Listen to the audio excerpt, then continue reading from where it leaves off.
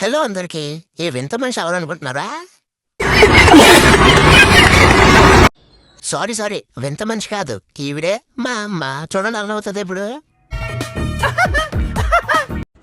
ఇంతకి నా కోసం చెప్పడం మర్చిపోయాను కదా, నేనే చిన్న కొడుకుని, అంటే ఇంట్లో కూలి నా కొడుకుని. అమ్మలు డిమార్ట్ తీసుకొస్తే మన పరిస్థితి ఇలాగే ఉంటది. ఎవరికి వచ్చాం కూడా మర్చిపోతారు. మ్యాగీ ప్యాకెట్లు, ఇప్పి ప్యాకెట్లు, సాల్ట్ ప్యాకెట్లు, కారం, సాసులు ఏవేవి వేసింది మా అమ్మ.